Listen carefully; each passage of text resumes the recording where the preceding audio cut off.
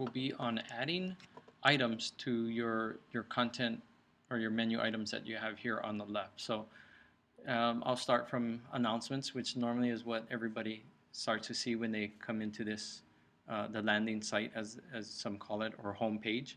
I'm going to go into practice content. As you see, it's blank right now and it's unavailable. So this would be what some of you may do, is start to build your content. So you can add items, and basically you can title them however you want. I'll say item number 1. I can type in my text message. I can add, as you see, these various icons. It looks like a a Word document. What you can do is you can attach a file, you can attach an image, you can put a picture in here, you can put a MPEG or movie, a QuickTime, so you can do any of that, or you can even do what they call a mashup, which is several different items, a Flickr, SlideShare, YouTube, or paste from Word, which we'll get into that shortly. So in this case, I have a choice. I can either add the attachment here, which will be in my text, the body of my text message, or I can, and I'll show you what that will look like. Let's say how to create a content area. We'll put that in there. That's what it's going to look like. I'm going to submit it. That's a title it's going to keep. And now you see it's right there. So now I could click on this side of it and I could move it down here. So wherever your cursor is at when you do that attachment, that's where it's going to be located. So be careful when you do that. The other option I have is I can attach a file here, which would be outside of my message. It will be showing as an attachment below. So that's an option you have. Either way, you can do that, right? Another thing you can do is you can go in and you can attach an image. So I'll show you how to attach an image. We can browse. We can go by photos. I'm going to go all the way down to we'll do a sunrise here. I could set the width. If I don't, it's going to be what it is. So I can set the width whatever I want it to be. I can put borders if I want. And I'm going to submit this. That's what it's going to look like.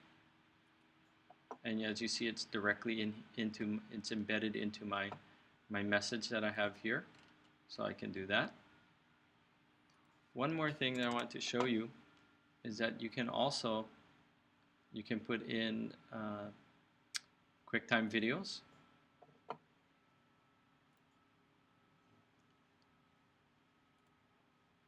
Let's see if we can find some.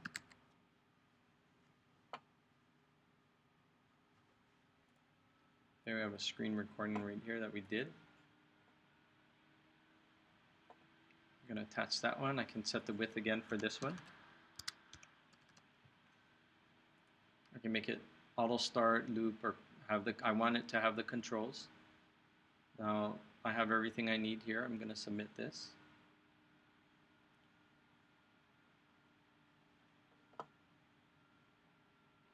Okay, it's going to put it in there for me to preview it. See here, and here are the controls. It shows me the time. I'm going to submit that.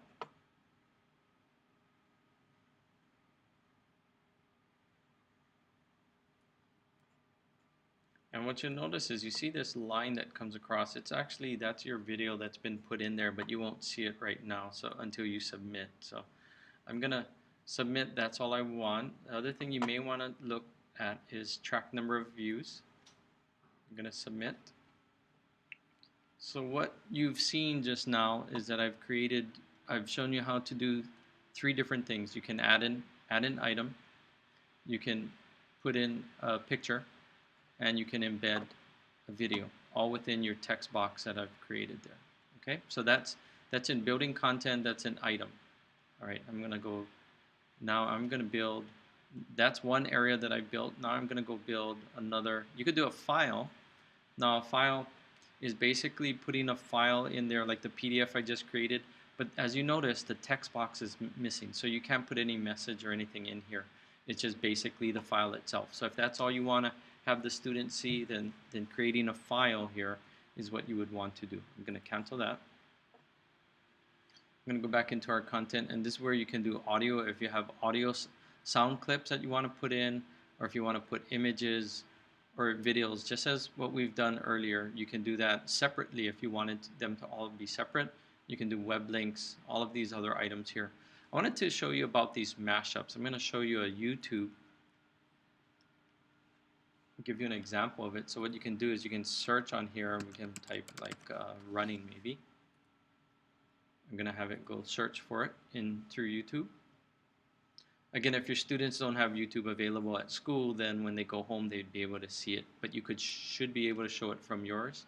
So let's see if we find anything we want to put in here. Okay, say it's this one that we want to do. We can do a preview of it. It'll show us what it's going to look like. We can play it.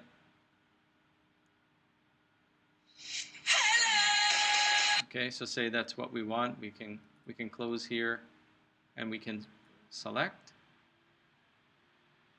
It shows you all the information. You can type in any prompts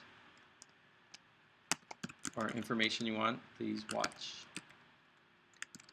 this video on running. And below it, you'll see you can, if you want it as a thumbnail, it's going to be a tiny little item. If you want text link with, or you want to embed the video. Most of the time, teachers have been embedding the video. Show the URL. Yes, you can show it so they can go directly to the link if you want them to. And we'll track the number of views. And we're going to submit. Now what you notice is here's the video. Here's the link. Here's the information I provided for them. And then they can go ahead and play it within Blackboard. And then they'll start to watch it. They can go large screen. Go back to here. And as you can see, they can do almost everything with this. Okay, watching it within Blackboard. Now the last one is that you can add more folders in here. You can have a folder within a folder. So you see here is the content folder. I'm going to say this is folder number 2